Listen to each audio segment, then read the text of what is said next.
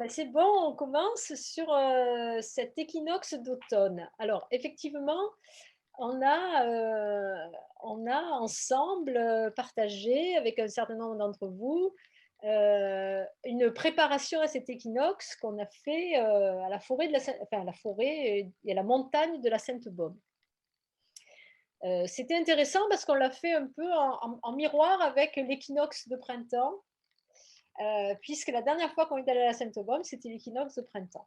Alors, c'est toujours intéressant de pouvoir comme ça comparer les 2 équinoxes parce qu'en fait, c'est 2 moments de l'année qui se ressemblent, puisque, c'est le moment où on est vraiment, orienté, puisque c'est le moment où le soleil se lève à l'est.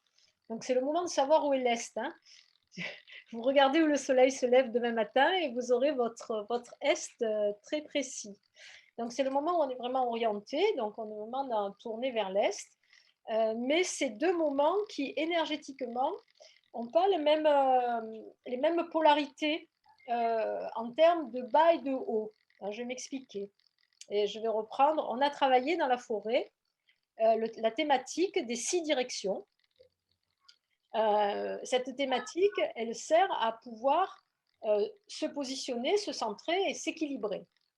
Alors les 6 directions, c'est vachement facile, hein, c'est les 4 points cardinaux, qui sont particulièrement repérables au moment de l'équinoxe, puisqu'on a l'est. À partir du moment où on a l'est, eh ben, on peut placer les autres points cardinaux, ce qu'on a fait dans la forêt, hein.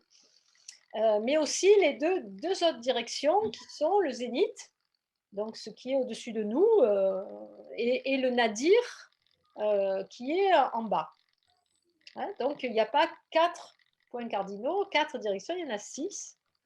Et éventuellement, avec des intermédiaires, si on veut, on peut aller jusqu'à 10 si on veut faire le nord-est, etc., hein, il n'y a pas de problème. Mais quand même, en gros, dans la majorité des traditions, on parle de 6 directions. Si vous avez eu l'occasion de regarder sur Arte le reportage sur les Amérindiens, qui s'appelle Les premiers habitants de l'Amérique, je crois, ou les premiers Américains, ils parlent beaucoup des 6 directions et ils expliquent que pour les Indiens, c'était vraiment très important ces 6 directions et que les Hopis, notamment, étaient spécialisés dans la construction de temples selon les 6 directions. Vous verrez, si vous regardez-le sur Arte, parce que ça vaut vraiment le coup. C'est inégal, comme toujours sur Arte, hein, c'est-à-dire qu'il y a des moments hyper intéressants, et puis il y a des moments tellement pédagogiques que tu as l'impression que tu es au CE2.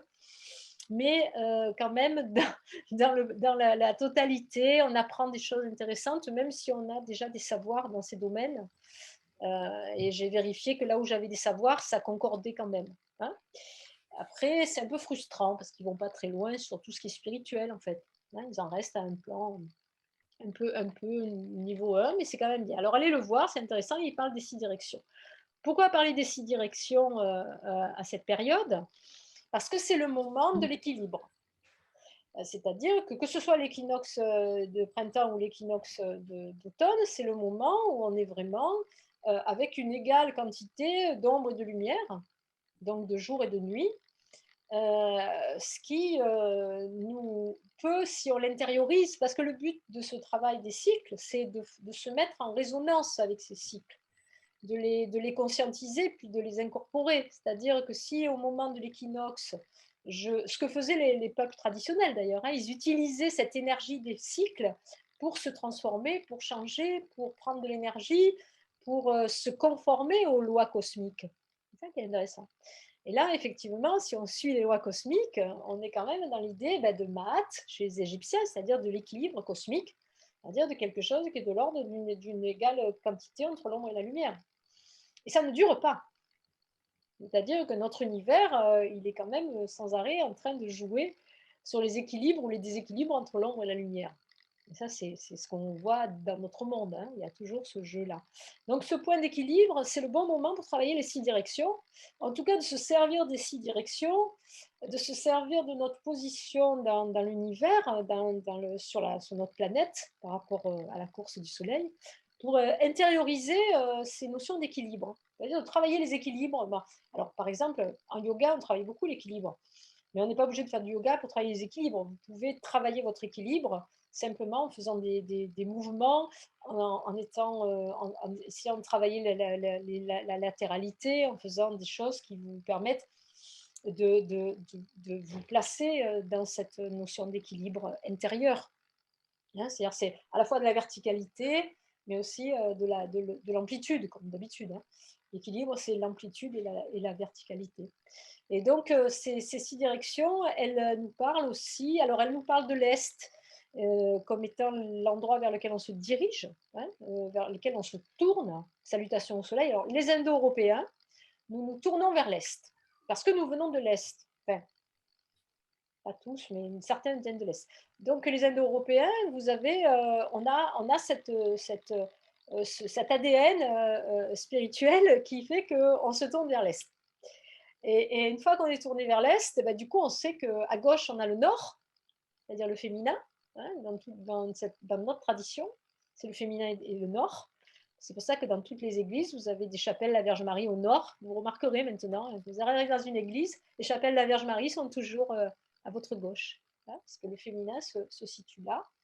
Et puis, à droite, le masculin, hein, qui est le principe actif. Alors, c'est actif-réceptif, hein, le masculin-féminin au sens genre, hein, c'est actif-réceptif. Et puis, l'autre côté, donc, vous avez donc le sud qui se trouve à droite. Et derrière vous, vous avez l'ouest, donc l'Occident, ce qu'on appelle l'Occident.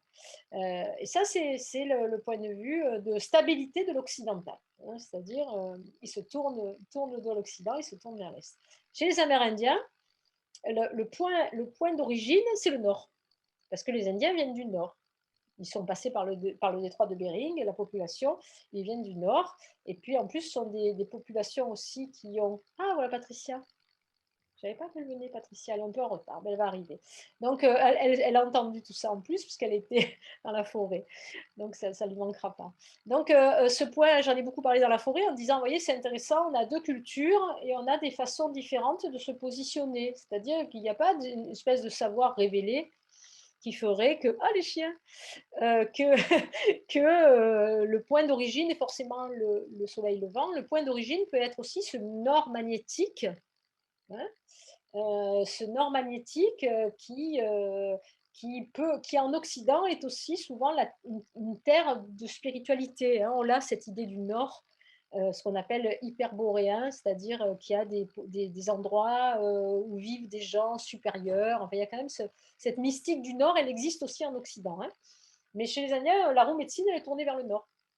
Donc effectivement, ça change un peu les perspectives. Ça change l'ordonnancement du monde, mais en même temps, à partir du moment où on est organisé à travers les 6 directions, on est humainement dans le même point de vue, c'est-à-dire l'homme au centre du cosmos comme élément du cosmos. Toujours ça, hein. C'est pas je suis au centre et donc je suis le roi du monde, c'est je suis au centre, mais en étant au centre, ça me permet de raisonner avec le cosmos et d'être en harmonie